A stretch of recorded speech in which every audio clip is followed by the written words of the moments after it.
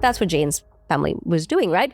If her mother could have been queen, she would have forgotten about Jane completely. Oh, yeah. Yeah, that's so true. Jane had 2 younger sisters, Catherine and Mary. They were not as important. Jane was an irritation to her parents because she was always, I will pray for your soul because you're gambling. Like she just felt like she was sucking all the fun out of their lives, right? But then when she was useful, She's the golden child right? now. Yeah. So I think it's really, I mean, it's a true story, right? How parents often use their children and as their personal trophies.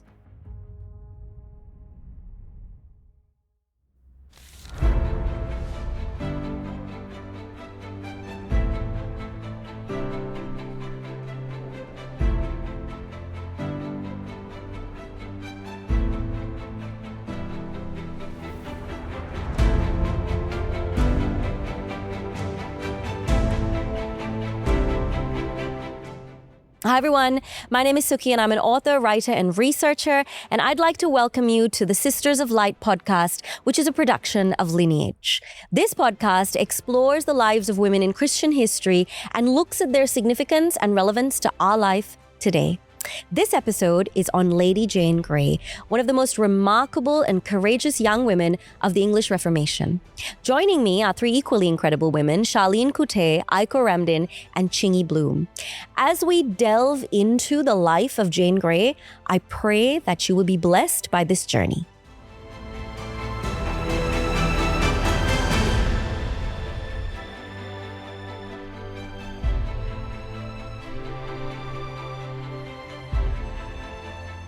Okay, so Lady Jane Grey, she was, controversially, she was probably England's first queen regnant, though she was never crowned. And she was born into the English royal family. And her grandmother was Henry VIII's sister. And so she was the great-granddaughter of King Henry VII, then Elizabeth of York. And she was born into wealth and affluence, but never with any idea of, occupying the throne. Her parents were Protestant in the loosest of terms, right? So they liked to gamble, they liked to go hunting. But Jane, from all accounts, Jane was really intense, really serious, really studious. And I think one of those people where things are black and white. And so growing up, she had one of the best Protestant tutors. She was incredibly intelligent and she was very close to, she grew up during, the latter part of Henry VIII's reign, but she also came of age during Edward VI's reign. She and Edward VI were about a year apart. They were born around the same time. They were cousins and they were very close to each other because they were, I think their generation was the first generation in England where young people were truly Protestant. Under Henry VIII, you were this quasi-Protestant, right? But Edward VI really made England Protestant. And so Jane comes of age during this era. And things get really hairy when Edward VI gets sick. He's 15 years old. He's not, he hasn't attained his majority. So there's kind of a caretaker government, and that's always messy. And now he's dying. And he realizes there's a lot that I can't control. He took the throne at 9. He didn't understand politics, didn't understand economics, didn't really understand much of anything, but one thing that he wanted was England to be Protestant. And he's dying now and he decides, no. Henry VIII, in his will, he kind of dictated the line of succession. He passed the Act of Succession in Parliament, where Edward was his direct heir, and then it was Mary, followed by Elizabeth, followed by Jane. Jane's mother should have been in the line of succession, but Henry skips his own niece, Frances, and he puts Jane there. So Edward decides, well, if my father can do it. And so he writes in his own hand what he names my device for the succession. And in it, he strikes both his sisters. Mary, well, the reason he strikes both his sisters is because he doesn't want Mary to take the throne because she's Catholic. She will return England to Catholicism. But he feels like he can't bypass one and give it to the other. So he strikes both his sisters. And he uses the argument, well, my father disowned them because they were illegitimate, right? Because Henry VIII, annulled both his marriages.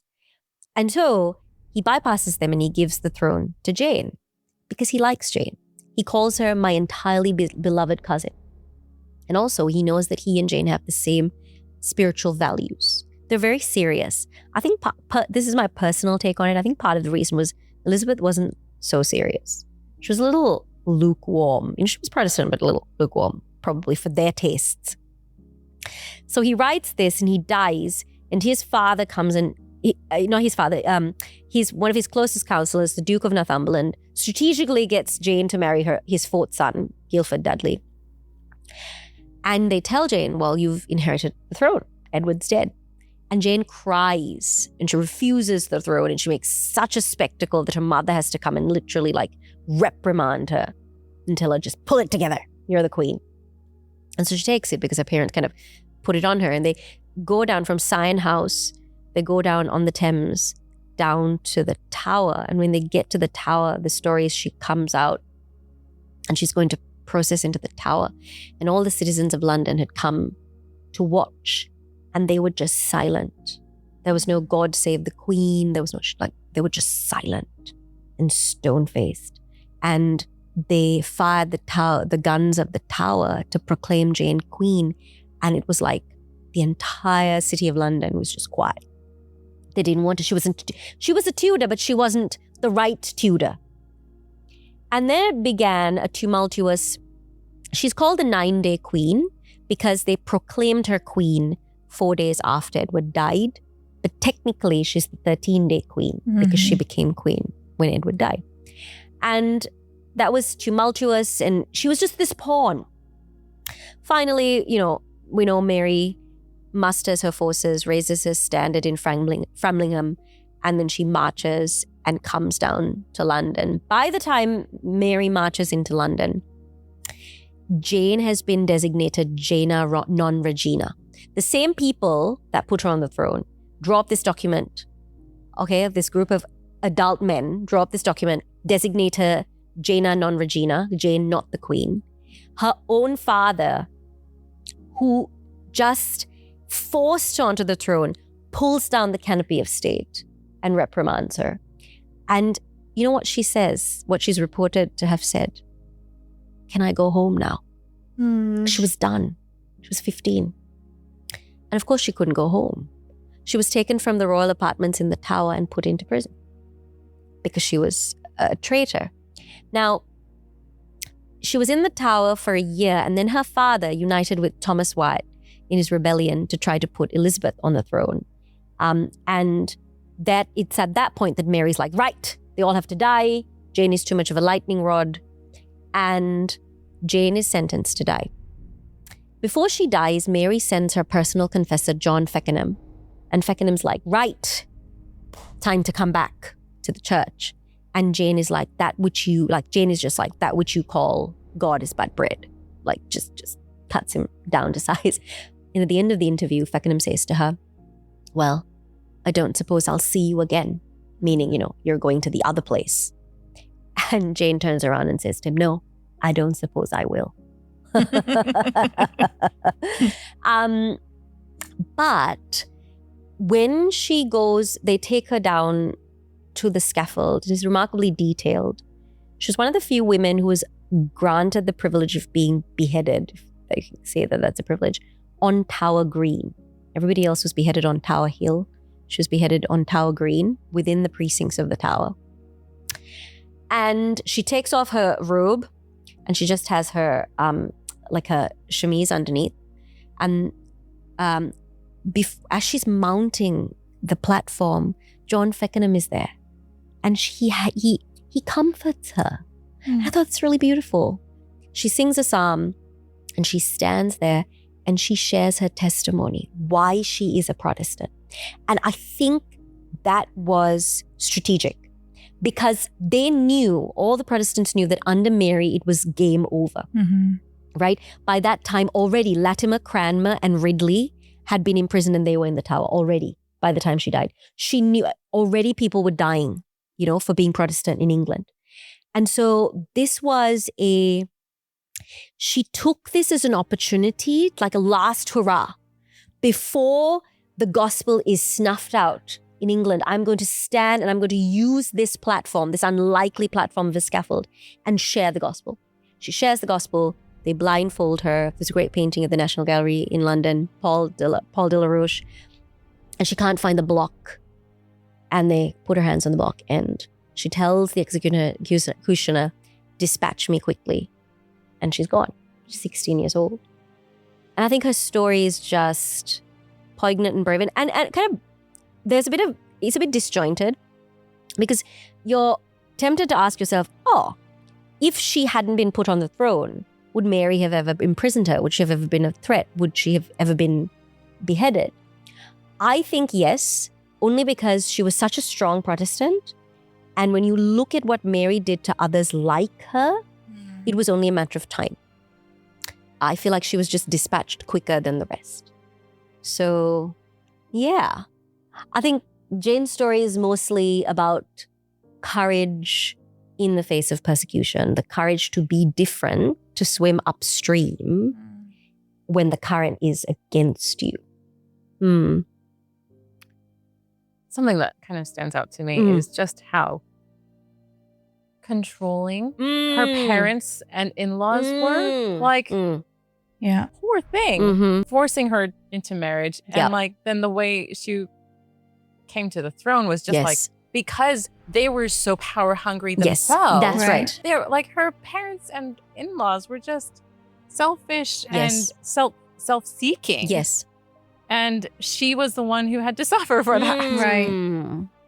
She didn't have, I don't feel like, her parents weren't looking out for her best interests in either of those situations. No, they were living vicariously through her. And I think that's a really interesting thing to talk about. How sometimes as parents, we use our children as trophies of personal achievement, right? That's what Jane's family was doing, right? If her mother could have been queen, she would have forgotten about Jane completely. Oh, yeah. Yeah, that's so true. Jane had two younger sisters, Catherine and Mary. They were not as important. Jane was an irritation to her parents because she was always, I will pray for your soul because you're gambling. Like she just felt like she was sucking all the fun out of their lives, right? But then when she was useful, she's the golden child now. Oh. Yeah. So I think it's really, it's a true story, right? How parents often use their children and as their personal trophies. To live out their unfulfilled dreams through them. Right. Rather than actually allowing their child to fulfill the purpose that God has created them for, you know? Yeah, and I find that that's something that I've really been passionate about with my kids. Like I want to see their heart, not just the things that they might be good at or, things that they might be swaying towards. I really want to read what their hearts are about. And if they'd actually taken the time to read her heart, she wasn't interested in power like they were. She wanted to serve God and just do her thing. Yeah. And I think it's so important that we can rob our children of a very bright future and the joy out of life if we prescribe to them how they should be. I was recently reading this book by George Barna called Raising Spiritual Champions. And I came upon it fairly randomly. I was doing some other research. And in the book, he talks about, so spiritual formation for children based on research, right? So this is all statistically accurate. And he talks about how 94% of adults in America that are Christian, that call themselves Christian, made a decision to be Christian between the ages of 8 and 12. So he says 8 and 12 is where you're really choosing to instill spirituality in your child. And then he says this, that, how do you measure spirituality? And he gives 5 competencies. The first 3 are fairly generic. You accept that Jesus saves you. You accept that the Bible is the source of all absolute truth.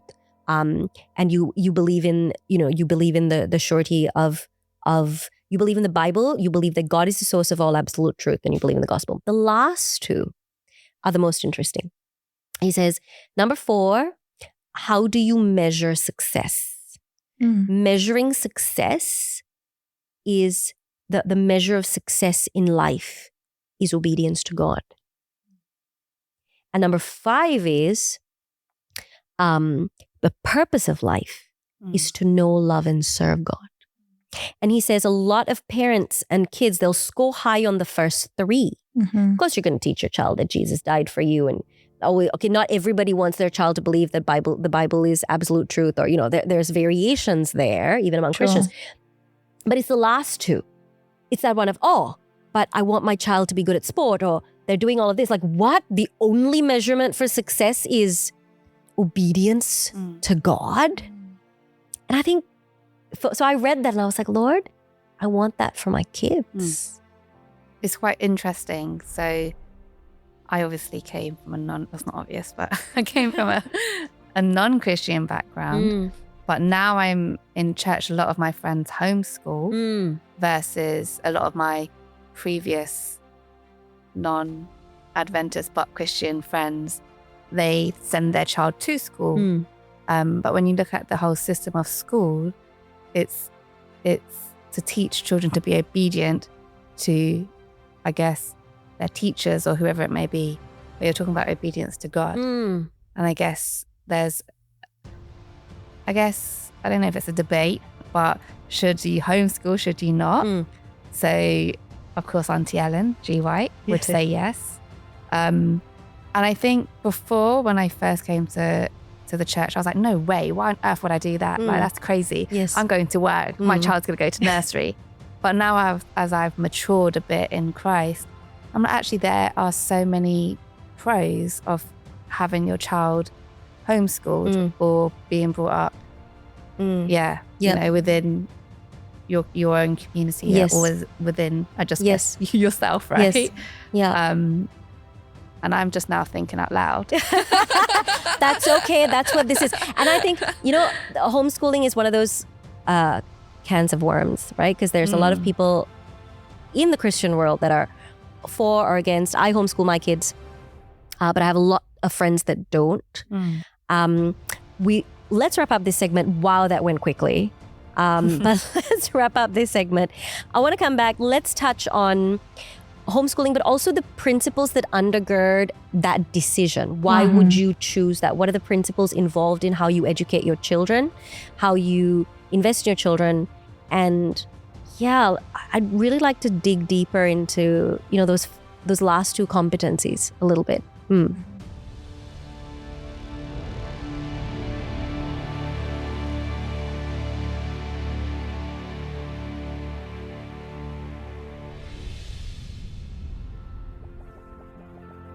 Lineage Journey not only produces video content, but instructive and illuminating resources to teach young and old about Christian history. Lineage has produced an educational coloring book for people of all ages. It includes original artwork from Ashley Bloom, highlighting the various heroes of the Reformation. Each scene has a matching story, and there are also QR codes to connect you to the website for more information and to watch the videos. There are also fun facts and memorable quotes to accompany the scenes to color in. Designed for young and old alike, get your copy now at lineagejourney.com.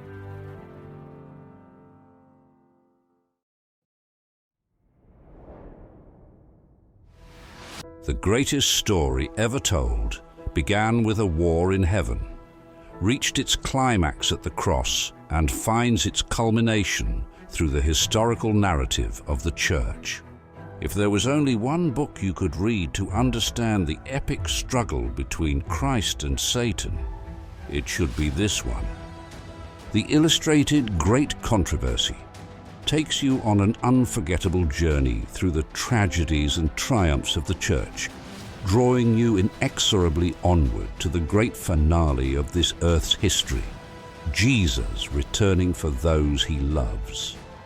The book features QR codes directly linked to short videos, summarizing each chapter, along with discussion questions which can be used to facilitate personal reflection or small group discussion. Our website also features chapter summaries and historical articles linked to the book, which are designed to enhance your reading experience. Don't wait. Go ahead and grab your copy today from lineagejourney.com/shop.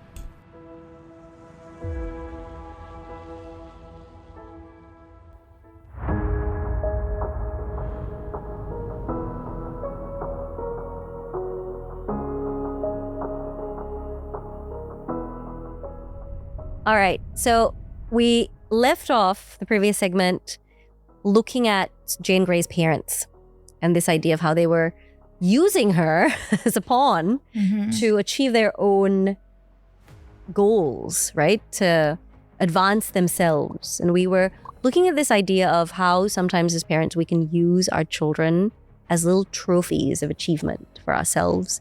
And then that segued into how we raise our kids, what values.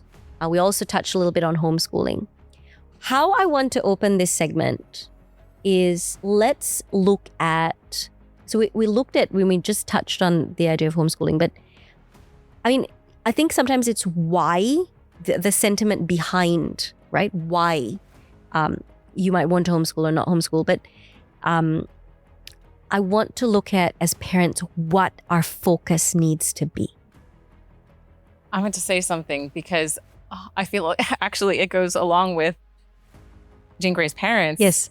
And the whole situation. Yes. And homeschooling, some parents, their why is because they want more control. Oh, Yeah. yes. Oh, let's get gosh. into that. Yes. yeah. Let's talk about that. Like, I want to control everything my child reads and sees and right. is exposed to. Right. And there is some degree of wisdom in that Yes. at certain ages and stages. But there's also, that can be really unhealthy and damaging for children. 100%. So we don't want to be like holy Mr. and Mrs. Grace and controlling everything about our children, Yes. Yeah. kind of removing some of their agency. Yes. And then as a result, maybe we're trying to unconsciously make them into trophies Right. of our, they Right. will be, and hope Right. that they'll become beautiful spiritual people by controlling Right. them. Because there is such a thing as spiritual pride, Yeah. right? Oh, yeah. So there is such a thing as, okay, I'm not out in the world chasing after those achievements, but then there's the other ditch, which is I'm going to use the means that I have available to me here in the church to produce this perfect little family so that everybody will think that I'm so spiritual. Ultimately, the human heart is about pride. And if we cannot if we cannot exalt ourselves using the means at our disposal in the world, there's still ways that we find, like the Pharisees, to exalt ourselves in the church. And we don't want to fall into either ditch, Yeah. right? So I'm thinking, let's stay away from the topic of homeschooling or not. That's a personal choice, right? That's up to every family. But I think one thing that we can talk about is that when we raise our kids, what must our focus be, Yeah. right? And I really like what Aiko shared, that word agency, right? Because often when children are very small, of course, the boundaries are smaller, right? Just because you just don't want them to kill themselves, right? So you say no a lot more. I mean, a lot of it is health and safety, but then there's also behavior. Yeah. But as they get older, as Christian parents, we like to control, and sometimes if we're Christian parents, we're in a community, we're like, oh, what will everybody else think if my child is like this? Or we want to force compliance. But I was reading, and I don't remember the exact wording, but I was reading the book Child Guidance. This idea that, we must train our young people and our youth not to be, and this is my word, automatons, but we need to train them to think. Yeah. Right?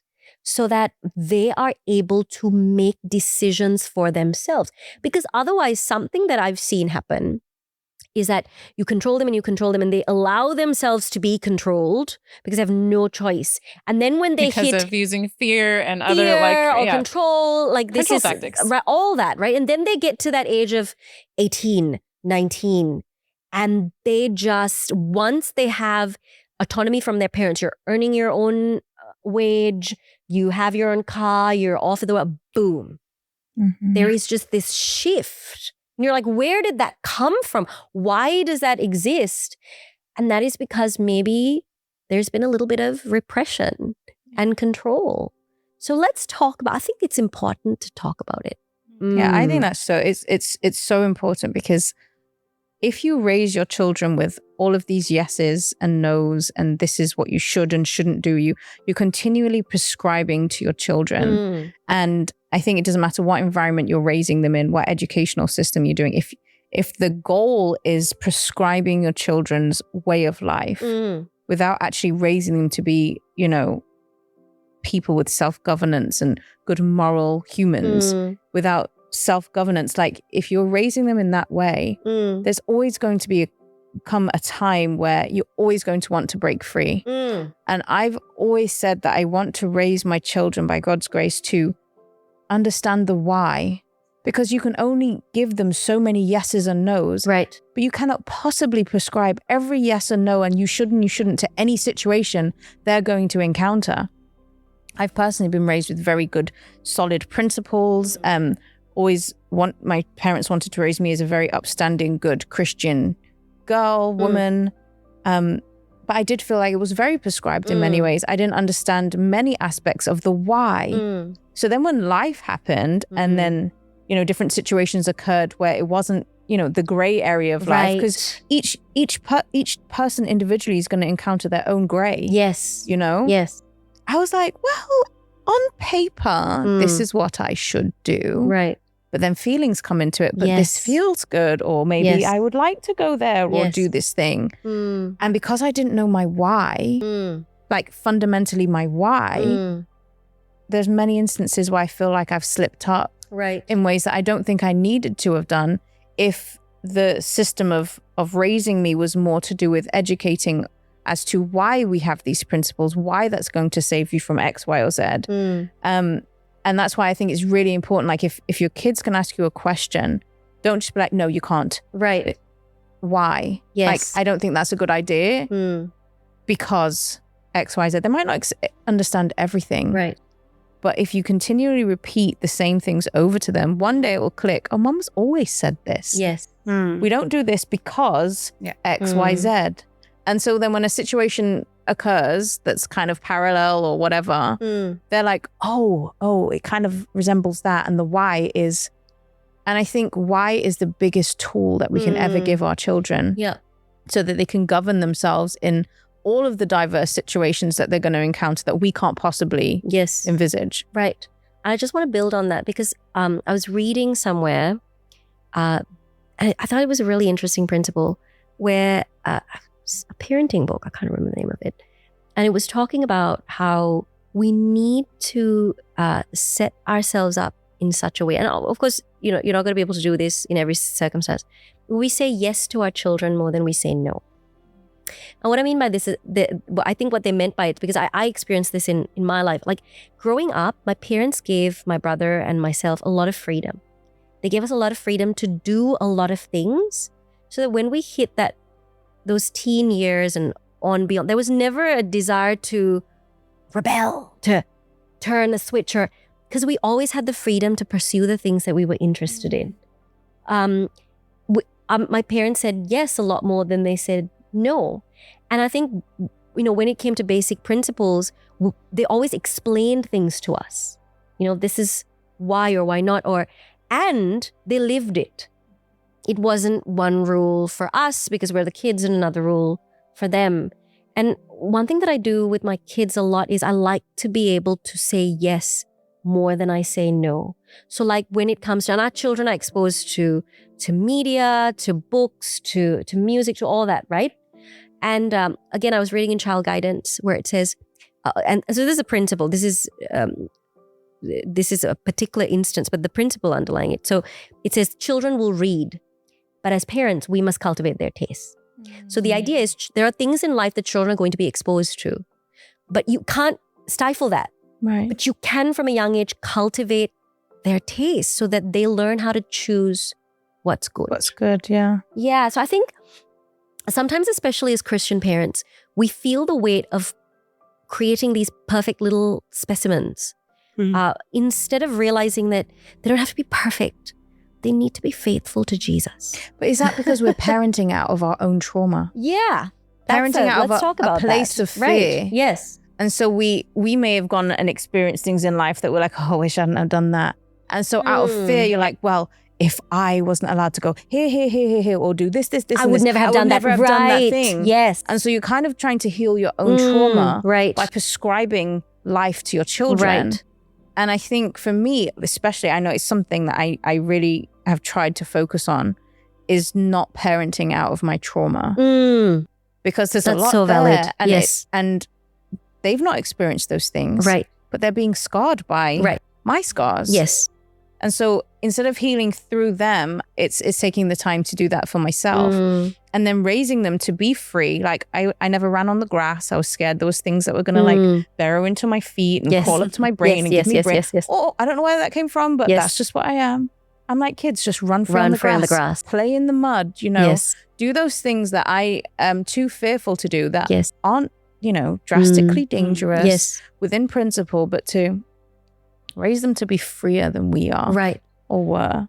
I think that reminds me a bit of King David with his children, and he's often considered a bad father in the sense that perhaps his sin had an influence on how his children behave, but also the lack of discipline. I think discipline plays such a large part of it. It's a balance, right? Because you need to set boundaries. There are things that, you know, biblical principles are there for a reason, to protect. So you want your children to know the big biblical principles, right? So for example, if you are raising kids and they come to that preteen age or teenage, sexual purity, you want them to know what the Bible teaches because that is for their protection, right? What they put into their mind, what they read, that then plays into whether they stay pure or not. So of course you want to regulate that. As parents, we want to be responsible, but at the same time, there are certain other things that are personality. Yeah. There's a difference between personality and character. Character is, I always tell my girls, character is kindness, self-control, humility. Personality is you love to talk and run around. Your sister likes to be quiet. So give her 30 minutes to just sit in a corner while you go do your thing, because that's not character. That's personality. How you communicate that, okay? So for example, leave me alone. Wow, there's this fight. No, you can communicate that kindly. That's character. Yeah. But give her some space. That's personality. And we need to be able to give our kids the space to have their own personalities. Yeah, to be individuals. That's right. Or else it's just always, you know, mini-me's. Right. And there's certain times where I'm like, I can't live with myself. Like, I'm not trying to force you to be, a mini-me. Like, no, find out what you're unfairly accommodating somebody else. Yeah. You know, like, oh, my sister wants to play, so I have to be self-sacrificing and play all the time. No, it's okay if you need quiet time. Your sister needs to be self-sacrificing. It's that balance. Yeah. It makes me like talking about raising kids and disciplining and disciplining versus controlling makes me think of Eli. He had sons that were crazy. Right. Yeah. And Israel paid such a price. Really high price that's right. for his lack of discipline. That's right. His boys. That's right. And that's in 1 Samuel, and it's very sad. But then you have Samuel. And he was also raised by Eli. Yeah. He was raised by Eli, but he had a mother who prayed for him. Right. And loved him. Like, even though she gave him to the temple at a very young age, he knew that his parents loved him so much, even though he was separated from them. Yes. And I feel like that love and like the parents not being self-seeking, that maybe made the difference. Yes. And that I mean, I don't know exactly what Eli's issues were, but he was maybe not, he didn't spend enough time with them. That's or right. Maybe they didn't have that That's right. solid relationship with him as a father. Yes. And I think, the parents not being self-seeking is kind of I love that relationship and love. Sometimes as parents, as Christian parents, we're so focused on the discipline, on the externals, that we forget that children are little people who they have a love cup. I was reading this again in some other book. How every child is a love cup and they need that filled. Just drop into them. And sometimes that love cup is just a hug, a kiss, just that tactile sense that mom loves me, dad loves me, so that when you do have to discipline, and you do have to discipline, right? Every parent has to discipline their child. They know that you're coming from a place of love. Yeah. Not because you're telling them, I love you, but but because they have sensed that love. They've experienced that love. They trust that you as a parent have their Best interests at heart. Right. I read somewhere that children spell love Time. And I think the example that you gave, like maybe Eli was so preoccupied with, serving Israel, all of that, what that entailed. But the story of Hannah is like, she's praying over her son. She's making him these coats. She's visiting him. Like her whole year is built around visiting him. And he, I don't doubt, would have grown up knowing he was the focus of her time. And that was a priority for her. So he didn't have to act out. He didn't have to do all those other things. He had that, giving our kids time, I think. Yes. And I think even back to the story that we started off with, if Jane's parent had given her time or spent time understanding who she was and what was important to her. Her best interest. She just wanted to go home after all the kerfuffle. Can I just go home? I know. Like, time to just stop and pause with her. Time and like she was a pawn, right? Yes. And children sense it when you are like children using them, or when they're in the way. Yes, where they're just a nuisance, or or you're just using them to advance yourself. Children know, and so I feel like more is caught than taught, right? That's a principle. More is caught than taught. So children sense who you are and your heart before what you have to say. And so it's who we are fundamentally that matters more than what we say. Yeah. And I mean, if what you say is a byproduct of who you are, then great. But there needs to be congruity between the two. With our time's up. And what I want to do is I want to end with this verse in Ephesians 6. Ephesians 6, 1-4. And I think it's just got great balance here, right? So it says, children, obey your parents in the Lord, for this is right. Honor thy father and mother, which is the first commandment, with promise that it may be well with thee and that thou mayest live long on the earth. And ye fathers, provoke not your children to wrath, but bring them up in the nurture and admonition of the Lord. Parenting relationships, a parent-child relationship is a two-way street. If you want your child to respect you, then don't provoke them to wrath. Nurture, right?